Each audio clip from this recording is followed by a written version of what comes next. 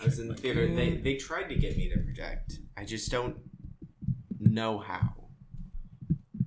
You don't know how to project your voice? Not without straining. Project your voice. I have very little control over anything. The volume of my voice. All right, before we turn into a full-on SNL sketch, we should probably get rolling.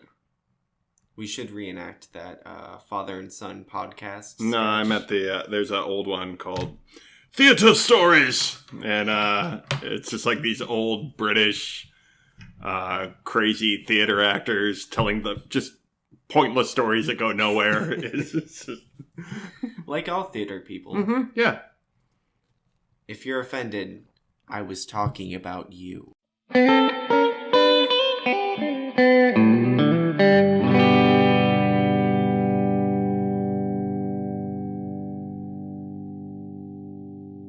Live from the dining room table, it's the picture show with Austin and Phil Rood. I am Phil Rood, the dad. I'm Austin Rood. I'm the son.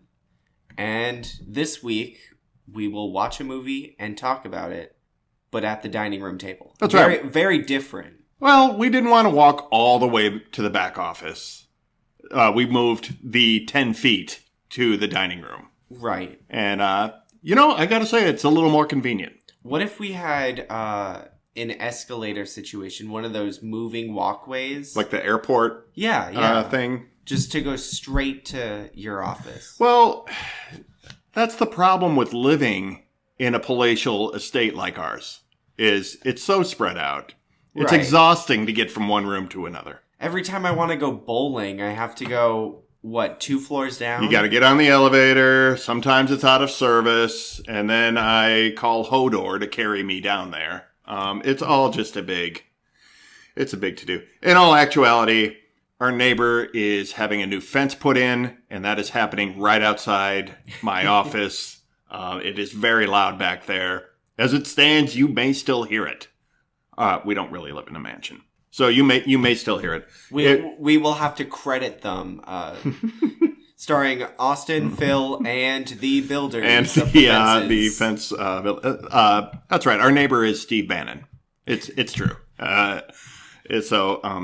No, if it sounds a little different, that's the reason. I apologize for it if it doesn't come out quite as good as we've been working on, but it is what it is this week. Yeah.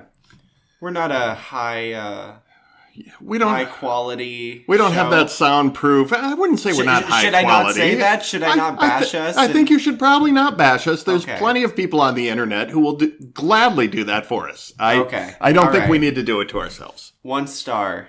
That's from the co-star himself. Would not listen. I'm gonna move on from this thing. I'm gonna edit out. Okay. And what have you been up to? What have you been watching? What have you been putting in your brain? A lot of stuff. WandaVision, that's still going on. Yeah, still going on. Still enjoying it. Even more now. Are you a little less confused anymore, or is anybody know what's going on that show yet? Well, they've dropped 100 little hints, and it's a show of Easter eggs, and so the most recent episode kind of ties some of them together. It's going in a direction. Okay. Also, we're at a Modern Family parody, so we've gone from 50s to modern day, essentially. Yeah. Mm-hmm. Yeah.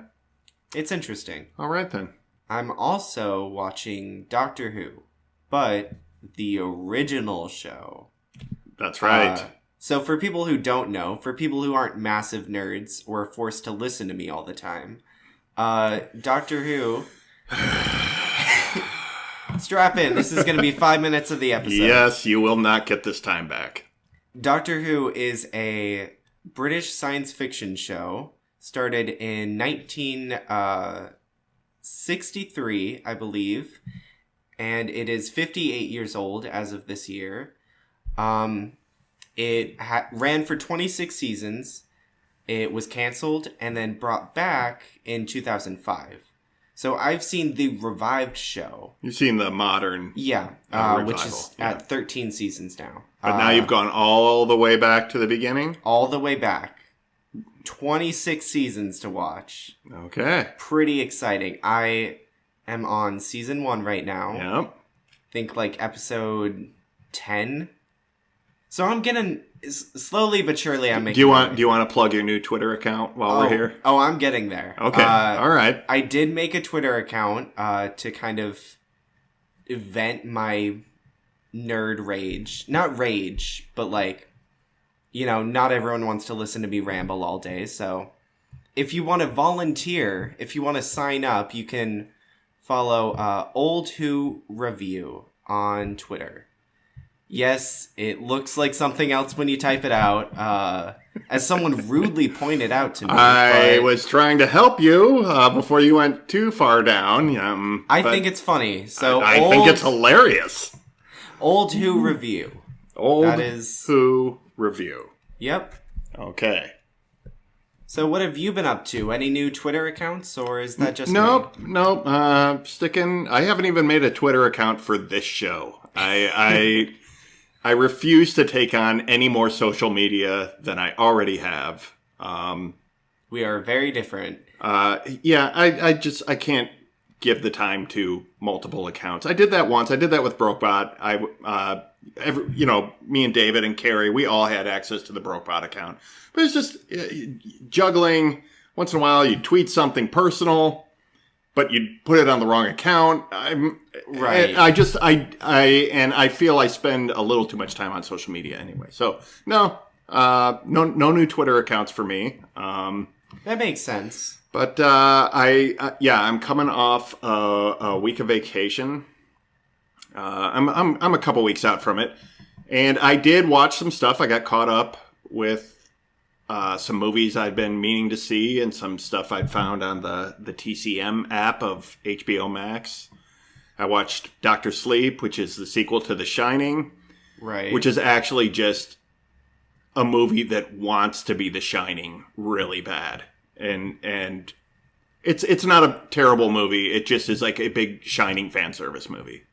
Which I would think you would like, being a big fan of. I don't like fan service. I'll just watch the original thing. I don't need Dr. Sleep to sit there and go, remember this? I'm like, yes, I do remember that. That's why I watched this movie, is to see the continuation, not to just see us back. Okay. It's like what we said about The Mandalorian, where they were doing their own thing, and then they just start backtracking into... Right, it's disappointing. But I also watched some more samurai stuff on HBO Max. They have like a big chunk, if not the entirety, of the Lone Wolf and Cub series of samurai movies. How many movies is that? It's like 5 or 6 on there. I don't know if there's more, but that's just what HBO has. And I watched some of that. I watched the first one. No, I did just watch the first one. I'm sorry, I didn't watch as much as I thought I did. But when you watch that and you go, oh, that comparison to The Mandalorian it's pretty spot on. It's pretty, like... A warrior raising a kid? Oh, yes. And also, like, there's some, like, John Wick elements. There's some Road to Perdition elements to it. Probably a lot more thematically, but there's a lot of like Lone Wolf and Cub kind of idea of this warrior taking care of a baby and also like just having adventures, Right. And it's pretty interesting, and it plays out a little more like a 70s exploitation movie, like a blaxploitation or... When was it made? It was made in the 70s. Okay. It adapted from comics, I think, of about the same time. So, it all is very of its era in that it's super, it's very graphic, in terms of like action. There's some over the top like blood spraying. You can see like the Quentin Tarantino Kill Bill blood spray came straight out of Lone Wolf and Cub. It's great. But it's a lot of fun. It's a straight up action thing. It's not like Hidden Fortress that's a little more like a drawn out epic. It's really buddy cop comedy. Not quite a comedy, but yeah, Right. it's Yeah. it's That sounds interesting. it is interesting, and if you are someone who enjoys The Mandalorian and enjoys that old warrior young child dynamic, it's not as clean cut as it like I said, it's very of its time and it's very adult. Right. But it's very interesting at the same time. I would recommend it. I'm going to watch more of them. If you find a favorite, or we could do them all. That's a whole...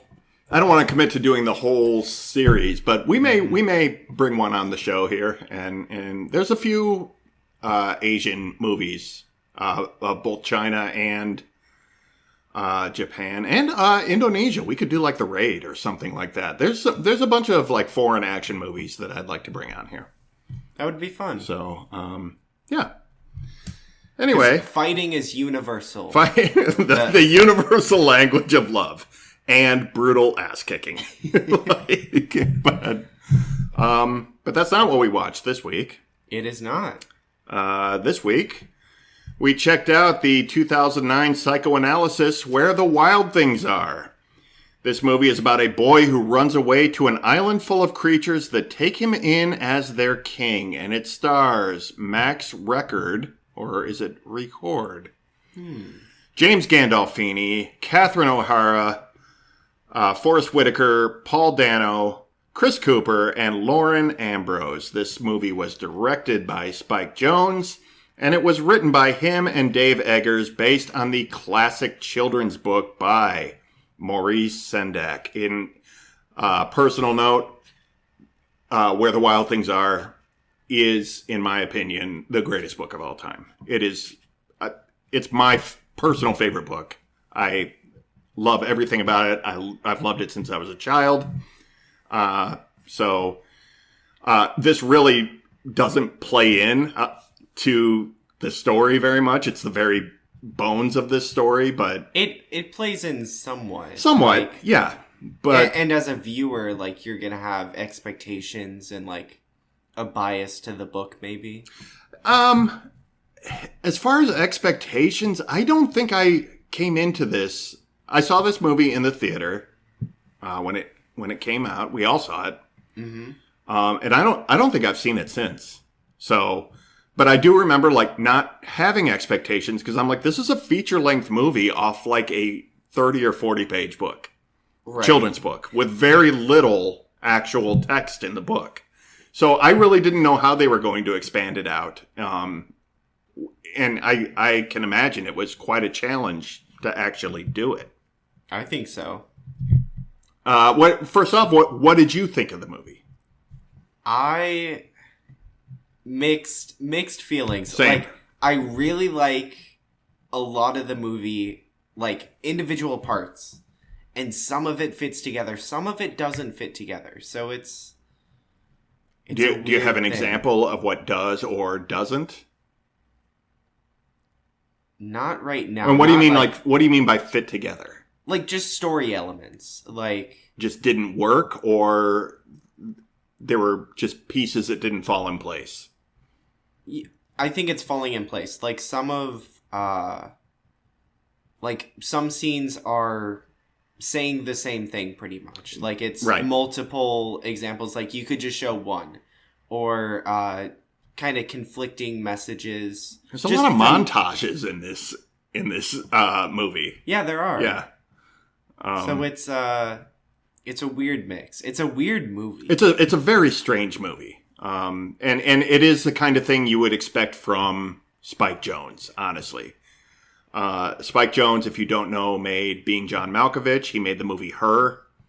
I believe, did he make Eternal Sunshine? Already, he's a weird guy. He makes some very strange movies, but like the big thing, he makes a lot of short films, and he was really big in like making music videos.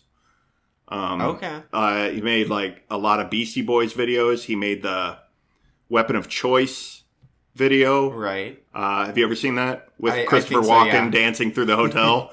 Like these really kind of iconic music videos that, because he made them to essentially be like experimental short films they stuck in people's head. And normally when somebody does music videos, like, you know, Michael Bay, that guy Mick G, they all came from music videos. Mick Jagger? No, Mick G. That's his name. That's his professional name, which should tell you everything you need to know.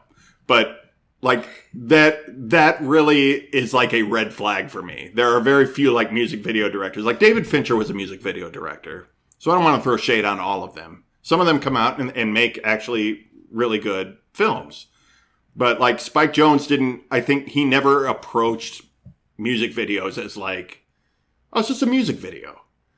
Right. He approached it as, a paycheck. I'm going to make a film. Yeah. You know, he made that Beastie Boys, you ever see the Sabotage video where they're like 70s cops? Like cops and robbers? It's like a 70s cop show. Yeah. Yeah, it's like, that's him. So it's a really it's a really unique vision that he works with. That makes sense because this movie has a lot of like each individual scene is great. Like, yeah, just the way things are set up and fold into each other, and each scene has like a rising and a falling. That's a really interesting breakdown of this movie. I wouldn't say every scene is great, but the scenes don't necessarily flow together real well. Right. They don't seem like they belong together, but there's not like great transitions from one scene or sequence to the next. But individually, they're like a little nugget of something that's very interesting. You know what I mean? Right. And there are some scenes that like, it's really hard to explain, but if you saw it out of context to the movie, it's better than in the movie. Like, I think one really big thing, what's her name? KJ? KW. KW. Right. Okay. There's a scene where she's always talking about these two friends that are outside of the group. Bob and Carol? No, Bob? Carol's the yeah. It's Bob and somebody, I don't remember. Right, but they finally meet them and they're just owls. Bob and Terry. That's Bob it. and Terry, yeah. And she knocks them out of the sky with like a rock. Right, it's hilarious. And they're like these puppets, yes. Right? And they look so cool. And it's a really funny scene, like, ask these owls for advice. But, like, in the context of the movie, for some reason, like, I was thinking, okay, this is funny. Right. It's not funny, though. It's funny in the way of, like, you ever watch a movie that's funny, but it's not quotable? There's not, like, a funny line, or you explain it to somebody, and then you end up just going, you had to see it. It's that. It's just weird. Right. It's like, the owl thing is weird. I managed to figure out what every character represented except for the two owls. Like, they just seem to kind of come out of nowhere and then just disappear to nowhere. And I think the nearest I can figure is they were just there to be the thing that is pulling KW away from Carol. Right, it's an outside. I want to hear more about what each character represents, because I noticed, like, oh, this character is, like, an emotion. Like, yes. During the beginning, I was like, this is Inside Out. This is a kid confronting his emotions, but it is in this world. It's Inside Out, or as I wrote... But I didn't stick to that. This is like a more violent Winnie the Pooh. It's... you know how every character in Winnie the Pooh is an emotion or a mental strain. You know, Piglet is anxiety, and you know these kinds of things. But Carol is rage. He is Max's rage. They're all Max's emotions. Yeah. So Carol is Max's rage. Judith is self-loathing. Ira is low self-esteem. Remember, they're in love. Those two go together. Mm-hmm. Alexander is nihilism. Douglas is self-awareness. The bull is depression. And KW is self-awareness and calm. That's why KW is pulling away, because she is aware that the rest of this self-destructive emotions are not serving her in a good way. I think Bob and Terry might represent sort of normal life, or the ability to mesh with others. Right. And that's why KW is being drawn to them as opposed to wallowing in the emotion. You know, she's linked with Carol. Carol loves KW, but it's essentially an abusive relationship. You know what I mean? It's dysfunctional. It's very dysfunctional, and she clearly, like, I like that the movie does this without explaining their history. And you just see Carol is very sad. Like, right. And you see that rage comes from sadness. All these characters are super sad, and that's kind of what they represent is born out of they're sadness. Looking for happiness. Right. They're looking for something to come along and make everything better. And right. And that's what they hope Max is. And yeah, I think that maybe the birds, Bob and Terry. Sorry, right? Not just the birds. How derogatory! I know, seriously, way to dehumanize them. They are owls, but maybe they're like Odin's ravens, like knowledge. Yeah, could be. Yeah, she's gaining knowledge, and that's why she's. There's a lot away. Going on here, and there's a lot that is not said in the movie. That I think all plays into this in really interesting ways. And I'm with you that I'm kind of split on this movie, and that because of all this and a few other really positive notes, I think this movie is super interesting, but I don't think it always executes well. It's too caught up in the big ideas, like, to tell its story. It's like, yeah, it's too okay. It's a little up its own ass. This is an emotion. I mean, honestly, yeah. it really kind of is like, but it's not like flaunting how intellectual it is, because if you don't read into that, it's just a super weird kids movie. You know what I mean? Like, right. I just feel like it got caught up a little too much in its message, that like the story kind of got weaker. Yeah, because the story plays out a little bit like a series of vignettes. Mm-hmm. You know, oh, now we're building a fort. Right. Oh, now Carol's showing me his model. Now I'm going with KW to the beach. You know, there's all these little sections of it to where the overall plot almost doesn't matter. Mm-hmm. You're just kind of...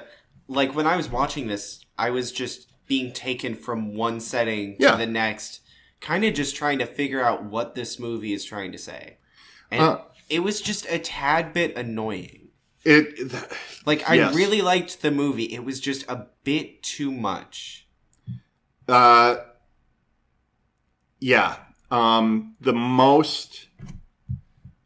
I think the most stressful part for me, or the thing I found the most irritating, was Max. And I made a joke yesterday about, like, the kid actor. Right. Not being a great performance, but at times that kid really is acting. But the rest of the time, he's just loud and shouting. It's that Nickelodeon problem that I have, where this kid is just constantly shouting at me, and it's annoying.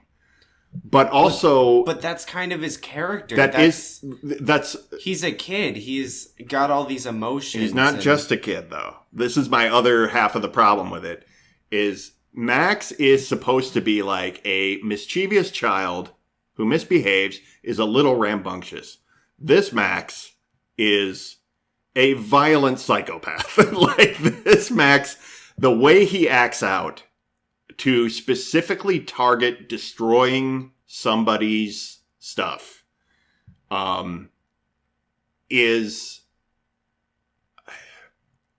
it's disturbing to watch. It is more than just a kid with some behavioral issues. Like, Max in this movie is portrayed as a violent kid. Max is extreme. Yes. But everyone has the capability of becoming a Max. Right. Like, this story is kind of a warning. But, and look, I do get that why they portray him that way. They have to bump him up in order to make you buy into this is his rage is a legitimate monster. He's also dealing with equally awful people. His mom, like, the way she handled him was not... like, there are sweet moments, like, when he's in her office. That is super sweet, yeah. Right, but, like, the way she handles him trying to get attention when she's just trying to make dinner, like... And this is part of... but that specifically is part of what Maurice Sendak, his point of the book. I saw an interview. There is a short film that Spike Jonez made, a short documentary about Maurice Sendak when he made this movie. I don't know where it is anymore. It used to float around on YouTube. It was on Hulu for a while. I think it's called Tell Them Anything You Want, or something like that. It's a beautiful little documentary. Mm-hmm. But he was talking about, like, the idea that that sometimes parents and children fight. Sometimes parents overreact. Sometimes children overreact in like naughty way, right, in misbehaving ways. And it is the idea that we can all make these mistakes and it's okay. We're still a family. We still love each other. There's this really, like, beautiful message at the heart of it. So I do think that because, I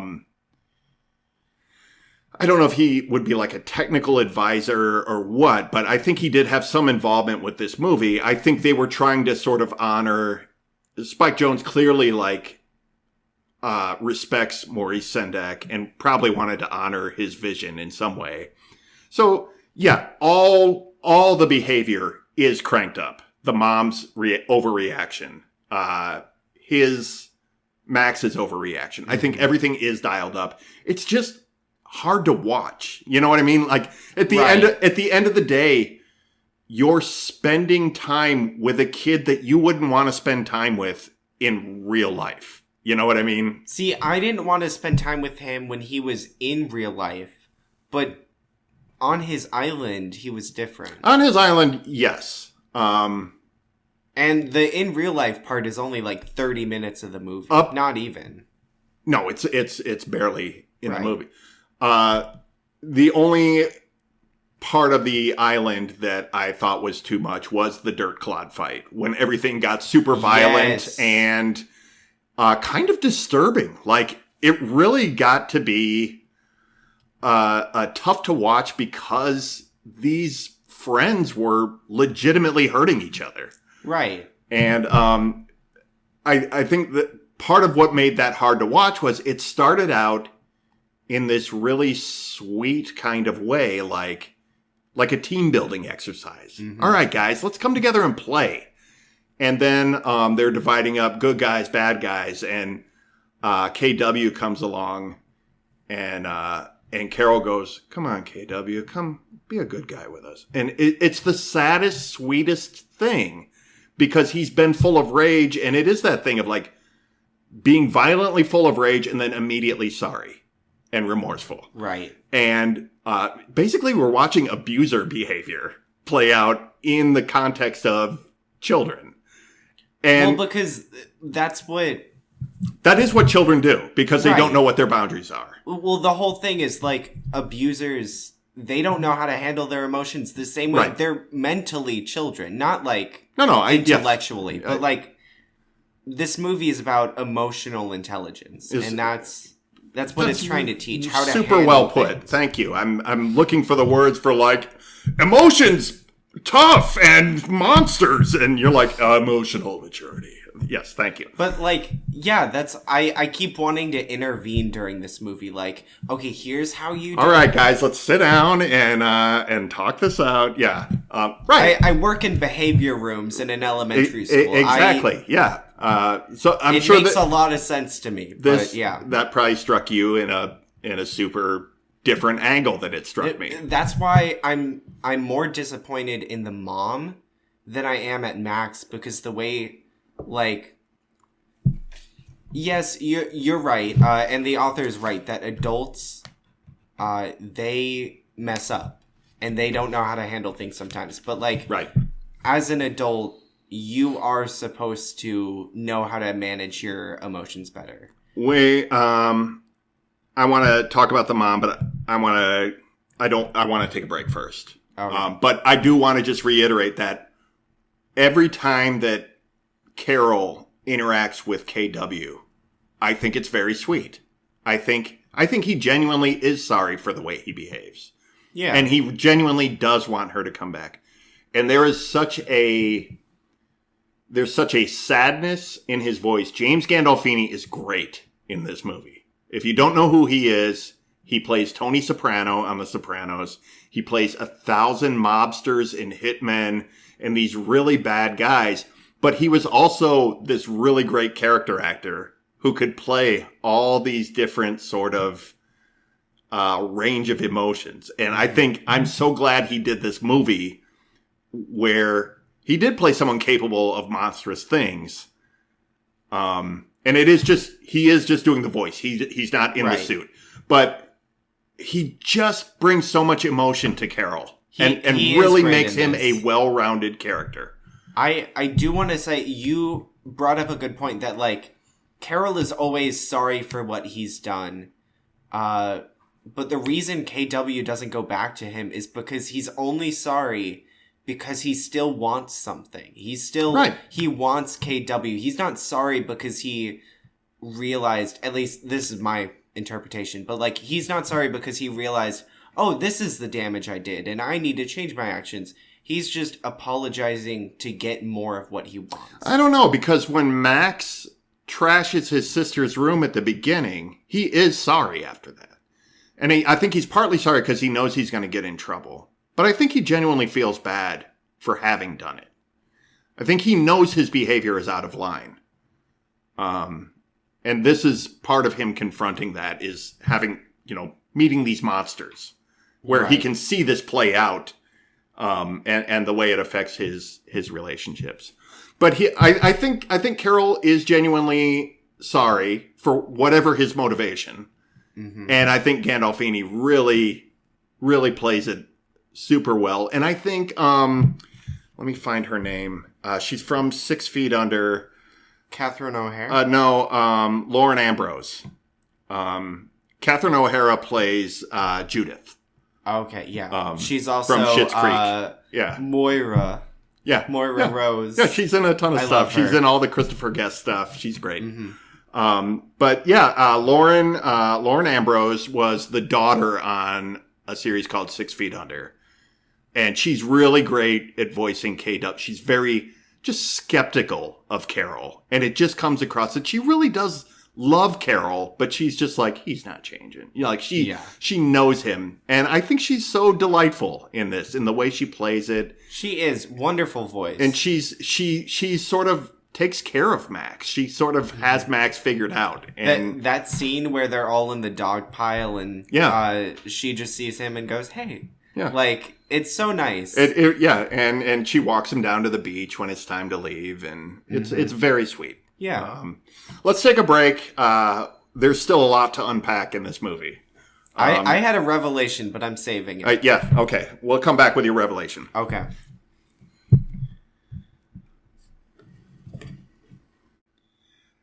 And we are back. Welcome back. Welcome back.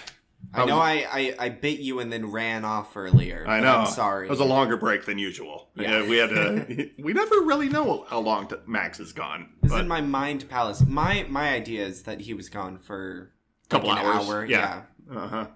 I think the wild things were actually homeless people that he caught doing drugs and just assimilated. Well, I mean, in the book, it is all in that night. It's his dream.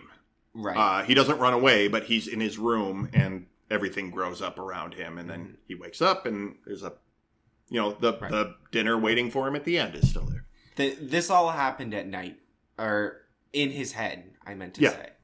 Oh, yeah. Like, yeah, for sure. That much is pretty obvious. He may have found that boat and fallen asleep in it. Maybe. I don't know where else he went and fell asleep. The boat seems like a nice place to fall asleep. It's rocking a little bit. I guess. I don't know. It doesn't matter. All right. You have a revelation. Quite possibly. And I am really excited for this. Okay. Let's hear it. So, KJ and KW and Carol. Yep. Their relationship reminded me so much of like this is divorce or something. And we never see Max's dad. It's true. So my first thought was, oh, this represents their relationship. Very possibly. But I just realized KW is more like a mom. Yep. And so this is Max's relationship with his mom. And it makes the ending make so much more sense because the whole dream sequence, he is arguing with his mom basically. Because it's clear that they have a very uneven relationship. And then this is him. He lets go of his anger. He lets go of Carol. And KW, his mom, takes him back. She takes him on the boat. Yeah. And then his mom forgives him. It could be that, and his rage may be rooted in any number of things dealing with the divorce. Maybe he doesn't see his dad at all. Maybe it was a bad divorce. Maybe his dad was an abuser. Maybe he gets his rage from his dad and his calm from his mom. And that's the KW and Carol splitting up. There's any number of things. But yeah, I did think the absence of the dad... I thought he was dead at first. Could have been. That also could be. Either way, the idea of a single parent home, when you criticize the mom for how she handled things, you do get the sense that the mom is generally overwhelmed. Like, she's having trouble at work. She's like, I can't afford to mess this up. Almost like she's having trouble keeping a job. Probably having trouble keeping the bills. She has a teenager, which is no picnic for one, and a younger child who is a demon. A lot to handle. And those are very real problems. They are very real problems, and a lot of times it causes... I'm not excusing poor parenting decisions, but they happen. And they're not intended to be harmful. You know what I mean? Like, it's one of those things where you just sort of say the home life is not ideal. And honestly, that's the home life of a lot of Americans who are financially strapped and, so I think it is a good reminder that like, that root thing that Maurice Sendak was talking about, like nobody's perfect and we make mistakes because life is hard. That's why this is an important lesson to learn. Sure. Like, everyone needs to learn how to manage their emotions. Everybody needs to go on a magical acid trip boat ride and meet their emotions head on. I mean, honestly, like... Yeah, man. I mean, no, for real, this is I have not seen Inside Out, but I think this is a super cool way to portray... gaining emotional intelligence, is meeting actual manifestations and having them be these insane creatures. Right. I mean, really, we are insane creatures. Yeah, man. Fake deep quote. Wow. I'm going to write that one down. You do that. We can put it on a throw pillow or something. Hey, in our merch shop, check out our new t-shirt. Do you think this is a kid's movie? The message is something that kids need to know, but I feel like it would go over their heads. I've heard people criticize this movie and one of their criticisms is this came from a children's book. This is not a children's movie. This is scary and disturbing and not for kids. And my response has always been, I took my children to this movie. But it's hard for me to judge because I think I showed you guys movie, we watched The Simpsons when you guys were kids, and a lot of people are like, that's not for kids. It's like, no, it's really not, but know your kids, know what they can handle. Right, it's a cartoon. The dick jokes are gonna go over my head. Kind of, yeah. But this is hard to say. This movie, yeah, but I don't remember it that much. Like, I didn't get a lot out of it. There's some disturbing things in here, but I don't think it's off limits for kids. I don't think they're going to get the levels. The message, like the deep part of it, it's told in a way that adults will understand. Like when I can't remember what Carol says, but he says something super poetic about like existential dread, basically. Yeah, they're talking about the end of the world. Everything's turning to dust. He says, when they're walking in the desert. Did you know the sun will go out? Yeah.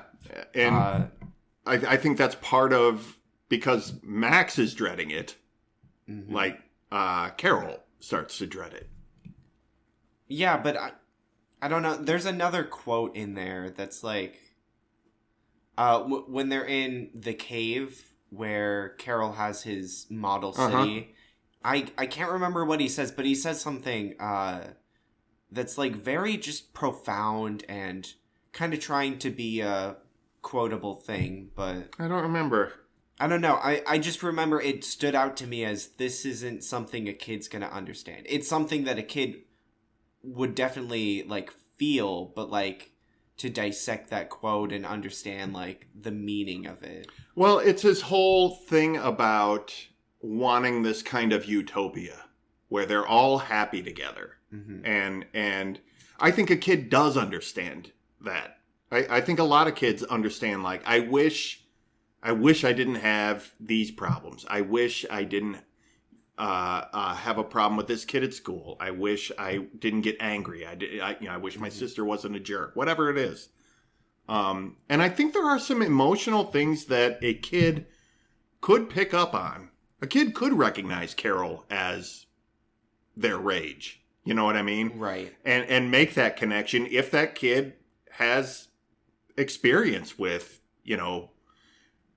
with rage or any of these emotions. I mean, I don't think he's going to understand that, like, Carol literally wants to eat Max. And the metaphor of being consumed by your own rage. And as opposed to him crawling into KW's mouth where, he's calmed because she is sort of self-aware, Right. And it's almost like a womb when he's in there. It's like a womb, and because she is self-awareness, that's when he kind of has the revelation, it's time for me to leave. It's time for me to leave. This, this is destructive. Yeah. And I need to go back home to my mom. There's another really interesting thing that I want to talk about, which is this island has had many kings. Yeah. It's a cycle. It's a repeating cycle. We see it. This is really, the story is the cycle breaking with Max. But when you look at it, so it starts off with destroying everything they've built. You get angry, you want to destroy everything and start over. And the king has this brand new plan. Okay, we're gonna build our fort this way. And then, our problems are still here. It's escapism. Right. Our problems are still here. Time to get mad, destroy them, kill our king, and find a new one. Right. And Max, really the thing is, KW is leaving. She's self-aware. So when she's away from the group, that gives the king, like, he's able to escape that. He's able to break the cycle because of self-awareness. Right. He has, everybody's not in a big chaotic mess together. He has an option. Right. Can I tell you what I love about that scene where Carol's breaking everybody's house? And Max runs in and starts also trying to break them apart and hitting him and everything. Yeah. And Carol goes, "Ha, see? This guy gets it." It's hilarious. It's just the best line. Like, yeah, this guy knows what's going on. Finally, and, someone around here. It's just this really kind of sweet. You see their connection there, that they are both this ball of rage, and you don't see it as destructive quite yet, but you start to understand it as it goes on. But you're right about the cycle. That's a really good call, because they do build new stuff. They build the new fort. Right. And eventually they're always trying new things, but it's within the same cycle. And eventually Carol gets mad that everything isn't working out right just because they built stuff again. And he says, we got to tear down the fort, and that's a really great observation, because it is sort of like, what are the bones doing there? Right. And that is really evident now that you say that. It's like, oh, of course, this has been Max trying to deal with his emotions for his entire life, and in a healthy way. Or maybe even, like his father and his father. Sure. And, how families carry on this cycle of abuse. Oh, that's interesting as well. Yeah, the idea of dysfunction being a bad gene. Or more like a taught thing. Yeah. Yeah. Bad habits. But, yeah, abusers become abusers kind of thing, or not necessarily. That may be not what they were going for here, but the idea of anger. Yeah, someone has to break the cycle. And I think you're right. I think Max is breaking the cycle here. Another thing is, I really like how the whole thing is a broad metaphor that's really deep, but like when you look inside of the story, it does play out like kids on a playground getting angry at each other. Like, to the point where at the school I work at, I've had to deal with situations like this. Like a kid ripped somebody's arm off? No, not quite that. Not yet, but I'll update you. No, we'll see it. But Bob and Terry, like when you are friends with two people who don't get along, right, and so Carol doesn't want to be with Bob and Terry. Right. Like, I've had to deal with that and try to explain to kids how to get along. Yeah, and it's really frustrating for everyone.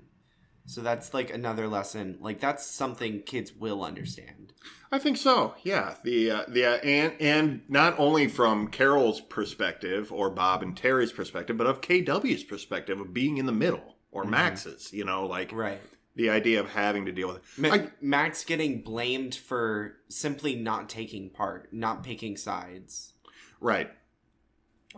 Yeah. I think there are elements like that kids can pick up on. I don't think this is blatantly a kids movie in the way that like Pixar movies are, but I don't think kids necessarily shy away from some dark or kind of scary things. Like, I think this is a fine movie for maybe not a 4 or 5 year old, but a 7, 8 year old. I think could handle this movie. When I talk about is something for kids, I'm almost never talking about like graphic content, or I'm talking like media literacy. Will they be able to understand? Will they pick it up? This right. is? I mean, we had a similar conversation with Soul, which is dealing with existentialism, you know, the meaning of life and things like that. But it's like, I think it isn't harmful. You know what I mean? Like it's that kind of thing. So, yeah, that's really interesting. I want to talk about what this movie looks like a little bit. Beautiful is the answer. It really is. I don't know what the budget of this movie was, but I think the bulk of it went to those suits. Those suits and the puppetry is fantastic. I thought they were CGI, to be honest. If they used CGI on the faces, I probably wouldn't be terribly surprised. Mm-hmm. But it's all seamless. It looks great. And there's something about the look of a worn stuffed animal. Like, there's that new, they had like a Winnie the Pooh movie. It's live action, but it's he's older now. It was about, I think wasn't it about like the author and his son, the real life Christopher Robin, and how they created Winnie the Pooh? Right, but he's kind of being haunted by like this. This older version of Pooh. I didn't see it, but who's a bit raggedy, but like the look of that, I don't know what it is, but it's like, oh, your fur is kind of matted and you're very clearly not real, but you're moving. Yeah. Like, it just brings something out of me. It's very fun to see. You enjoy it. It doesn't it. Creep you out or anything. That's pretty interesting. And this movie is full of it because the wild things are just these big, furry, stuffed animals. Yeah. They look demented. They don't look cuddly at all. They're kind of just straight up ugly, which is, I think, what I always liked about the book was that it was a book full of monsters, and they didn't look like Sesame Street monsters, who are ultimately just kind of cute. Right. There's no Mike Wazowski. Right. These creatures look disturbing, and they adapted them like spot on. These are characters straight out of that book, out of the Maurice Sendak illustrations. The bird is terrifying. Yeah. I love it. I love when he gets his arm torn off and they just put a stick. I want to shout out because I ran down the cast and I only ran down the voice cast, but I want to shout out the suit performers because I think it's one of those things where the actual like body language, it's like Andy Serkis, you know what I mean? Like that's a real performance, just right. the body language. So Vincent Crowley was Carol, Sonny Gerasmowitz was Alexander, Nick Farnell was Judith, Sam Longley was Ira, Angus Sampson was the Bull, Mark McCracken was also the Bull. Chris Cooper was the voice of Douglas. John Leary was the Douglas suit. And Alice Parkinson was KW. Oh, also Garan Michael was also KW. So there was, and then... yeah, that's it. And Spike Jonez was also the voice of Bob, the owl. Oh. But I would be really interested in seeing how that's done. Oh, I would. I wonder if there is a making of. Like, I can't tell if it was scaled up a bit. Like, because the wild things are bigger than Max and like a normal human. Right. So I don't know what the scale is. Maybe they filmed the suits and Max separate and like put them together. It could be. I don't know. I mean, I'd imagine they're pretty big, bulky suits. You know what I mean? Right. And it could be that was just the natural scale. But either way, they look great. The performances of the suit performers and the voice actors, I think just made... it's seamless. They made these characters fully fleshed out. Even the smaller roles like Ira, you don't really hear much from Ira, but you get a sense of who he is. Mm-hmm. There's a real like quiet moment with Alexander, the goat guy. Right. After he's been hurt by that dirt clod and he's got like a wound on him. And he kind of winces. You kind of get the sense that like, yeah, this is a really sad crew. You really understand who these characters are. Mm-hmm. And I think they just did such a great job on the visuals of the suit, the setting, the fort that they build. Right. Carol's model set. It all just looks beautiful. It's really a great looking movie. Mm-hmm. Another thing that I want to talk about, I mentioned it earlier, but like, the having multiple ways of saying the same thing, that's what I feel like the model in the cave is. Like, Max has already run away to this imaginary land where he can live out his wildest fantasies. And then within that, you have a monster who also wants to do that. Right. And then they, like, I don't know, it just seems a little much. Yeah, I don't know. I think this could be a really ahead of the curve on the talk about mental illness that we're having today. I think there are a lot of people who would love to find an escape from their own mind. You know what I mean? The anxiety that builds up, and if you start spending too much time in your mind, you need a safe haven within your mind. You know what I mean? Like, it's as... Right, like compartmentalizing? A little bit. This is also 2009. This is before we were all hiding on social media on our phones all the time. Right. Not much. It was the beginning of it. It was there. We had smartphones. We had apps were rolling out. That's not me. By the way, make sure to follow my second Twitter. Anyway. I got the you're right. I got the BritBox app so I could watch 26 years of Doctor Who. But no, I'm not obsessed with technology. No, I just think the idea, like, ideally you have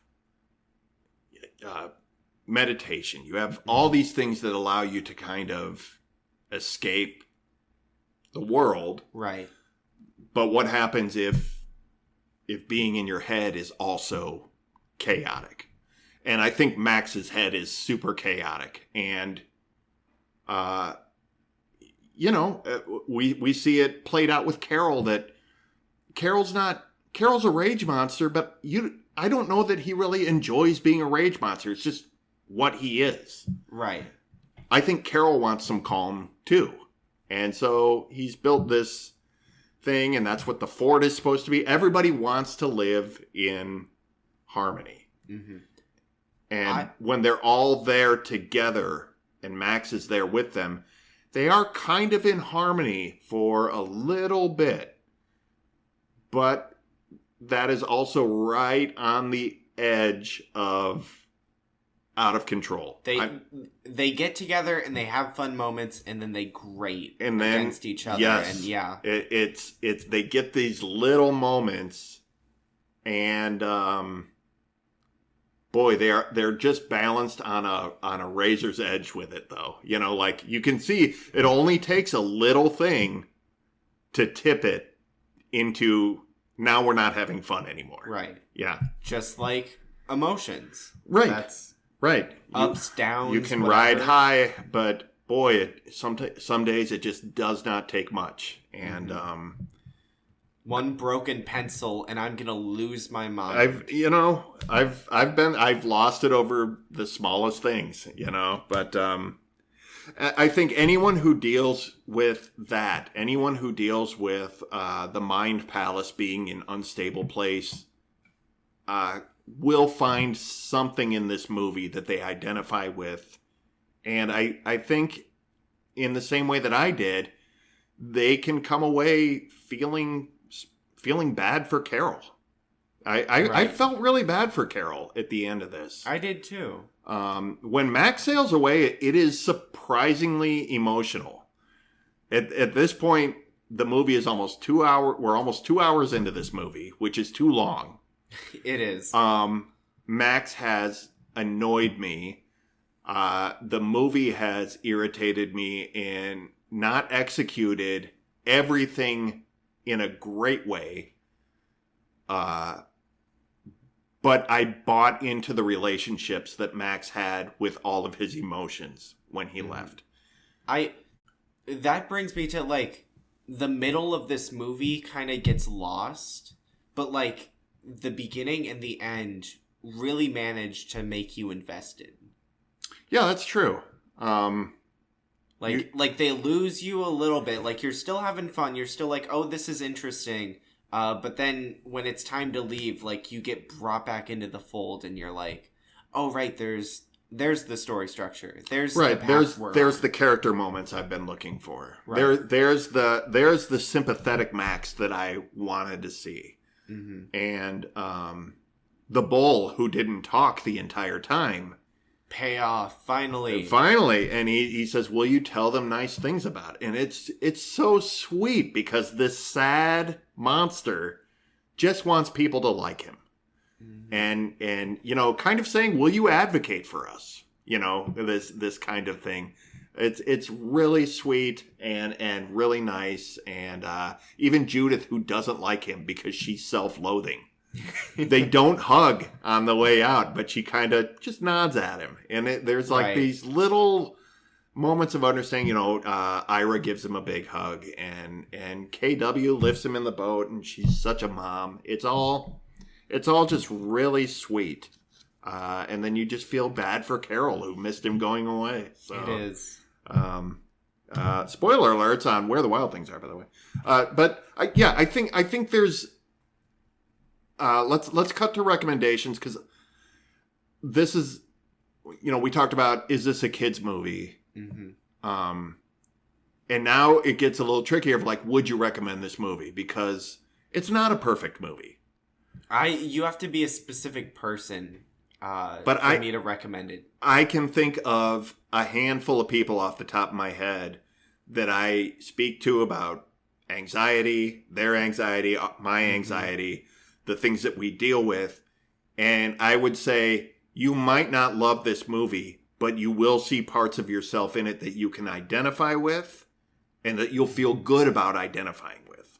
Right. You'll see yourself represented on screen. Even the ugly parts of you kind of go, someone else gets it. Maybe just send them a few YouTube clips. Just like the highlights of the film. Yeah, there's a bunch of montage stuff you could kind of cut. This movie could easily be cut into like a 50-minute short story. Yeah, this could have been like a long short film. Or at least, I think they could have cut it down to about an hour and a half, and I think it would have been a really digestible. Cut some of those montages out. Or cut them down at least. And it would have been this really serviceable movie, I think. Can I bring up one more quick question? Yeah, please. So this is a thought that I had watching the movie. But is this specifically about boys? Like, will a girl relate to this? Because I know, like, these are emotions that we all deal with. Oh, that's just super sexist. No, it's not. Girls get angry. I know. Right. It's the same emotions, but, like, the way we handle things is different. It's true. Well, that's like with ADHD, like girls have different symptoms. Like outlets are different. So like, will a girl like relate to Max? Or is this a very masculine representation of how to deal with anger? I don't think it is, because I think that maybe girls and women don't outwardly express rage in the same way. But I think they feel it the same inside. So even if they're not literally destroying things on the outside and having outbursts, we know what Carol's feeling. And it really doesn't have to do with whether or not Max breaks stuff or bites somebody or acts out in a violent way outwardly. This is what your rage feels like. It feels like smashing shit. Right. You know what I mean? And I don't think that's necessarily a masculine thing to feel that way. It's a masculine thing to do it in real life. Which is weird, but yeah. I don't know that is... I think it's a representation of what rage feels like. Right. But I don't... Women with anxiety... and any sort of like emotion, like high emotion that can speak to this, I would love for you to weigh in on this, because that is a really good question. I would think this is pretty universal because we're just talking about representations of emotion. Right. I would think so too. I just feel like maybe there's some nuances that aren't the same and might I'm not sure translate well. I don't know. I'm sure. I don't know. I honestly, that's an interesting question, but I just had the thought that this would be a different story if it were a little girl with anger issues. it could be, or the spectrum of emotions could be different. It may not be low self-esteem, or it may be less nihilistic. I don't know. Right. I'm not saying that women don't feel those things. I'm just, it could be a different spectrum of emotion, and it could be a different dominant one. Maybe the dominant one isn't rage. You know what I mean? Yeah. Like, we hear a lot about women feeling they're not good enough because of media and Instagram and things like that. So maybe the self-esteem is the thing that, you know, maybe Ira is like the dominant thing in a young woman in this story. Hashtag girl boss. It could be. I don't know. That's really interesting, Oz. Just something to think about. You got anything else? I don't know. This movie's pretentious in a good way. It is pretentious mostly in a good way, yes. It's making a point. It's making an intellectual I don't think it's full of itself, though. Or that it is incorrectly full of itself. It's full of itself in the right amount. I would say Spike Jonez is really good at making art house movies that are accessible to non-art house people. You know what I mean? Yeah. But have you seen Her or... I haven't yet, but I want to. He didn't do Eternal Sunshine, by the way. But he did do Being John Malkovich, which is a batshit crazy movie. Have not seen it. But it's very interesting. And it's accessible to everybody. You know, like... So yeah, pretentious may not be... It may not be the word. I would say this is an ambitious movie that delivers a good part of the time. Not every time, but a good part of the time it does actually execute pretty well. I would say that. So, yeah, there is a lot to unpack with this. We could probably keep going, but I think we've kind of hit the high points. I would say so. We gotta cut it off at some point. These episodes keep just getting longer and longer. I don't have a big problem with that, but our listeners probably do. Well, they can tap out where they feel. Yeah, that's it. That's where the wild things are. A mixed bag of a movie, but I'm glad. It's one of those things like, maybe I'm not super stoked to be watching this the whole time, but now that it's over and we're talking about it, I'm glad I watched it. It's a think piece. This is what a piece of art is supposed to do, is give you something to think about. And I think in terms of that, this movie is a success. It's got a message. It's got beautiful imagery. It is a beautiful movie. Yes. I would put it on silently. Like, just watch it in the background. You know, you're not wrong. There are movies that are great just to have images on while you're making art or something like that, just to sort of like have it play. And look up every once in a while. I can see that. Yeah. This movie is shot really...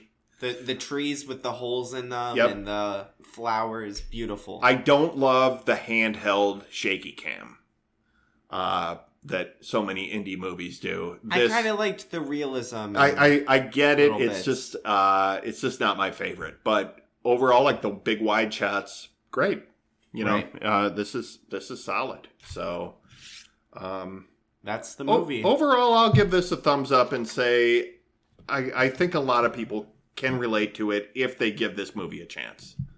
It's a frustrating movie, but it's something I think a lot of people would be glad that they did watch. Yeah. And if you don't like it halfway through, just shut it off. It's fine. No one will stop. No one will care. Or just read the book.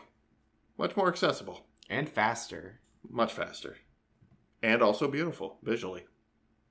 Well, there you go then. Let's move on. Shoutouts. All right. What do you got this week? Going along with my Doctor Who theme today. Ooh, nice. I don't know if any of our listeners are fans, but if you aren't, they're out there. You should watch an episode. Literally any episode. But my shout out is Doctor Who related. It is the Mr. TARDIS YouTube channel. He's just he's British. Really? Yeah, I know. Weird. This guy, he's an amateur director. I don't know. He's done like little fan stuff. Which I don't say little as like a demeaning thing. Anyway, sounds he really reviews Doctor Who, and he has really insightful things to say.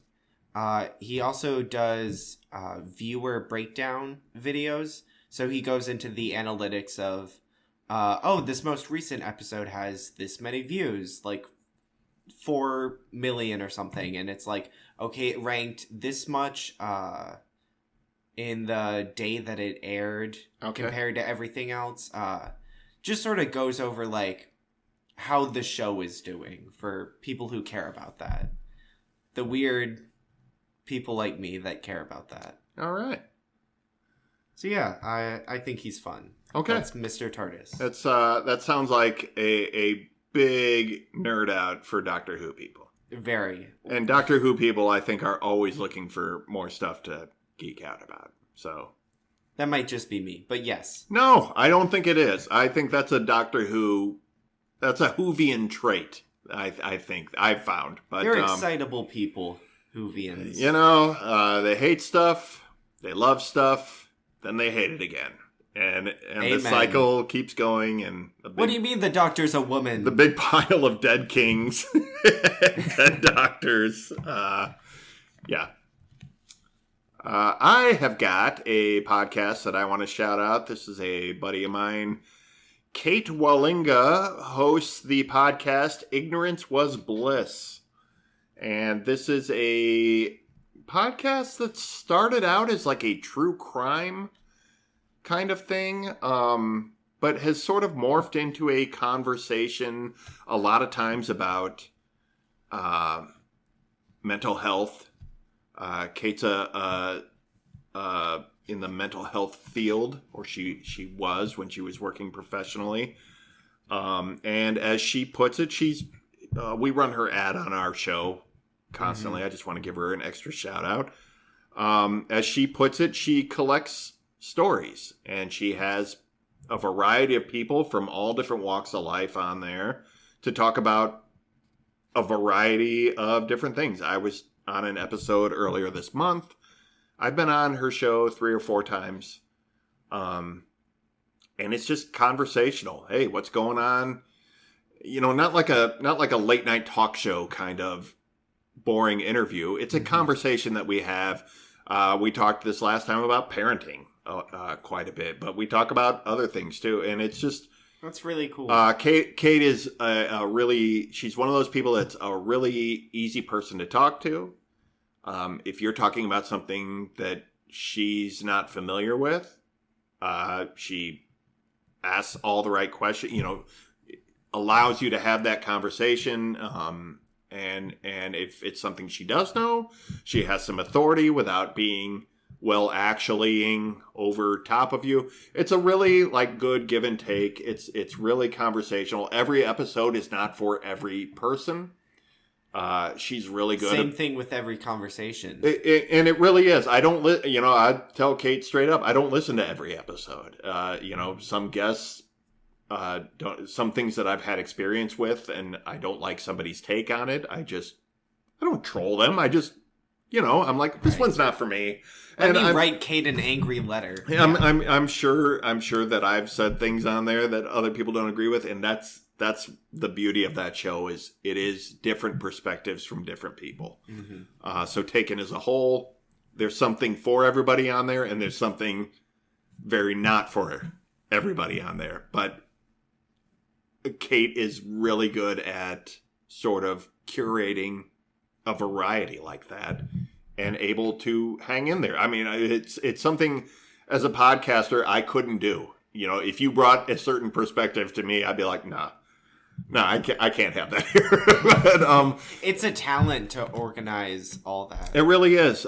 She's over 300 episodes now in just a couple of years. She's really prolific, and Kate, you're awesome. So that's called Ignorance Was Bliss, and I recommend everybody go find a topic in the back catalog and give it a listen. On that note, we are going to get out of here. But first, we want to thank you for listening to this episode of The Picture Show with Austin and Phil Rood. If you enjoyed our show, even when we record at our dining room table, please leave a review on your podcatcher of choice. It really helps our visibility and helps us grow the show. Yeah, another way you can help us grow. Get this, you could tell your friends about us. Friends? Yeah, it's when you and another person don't hate each other.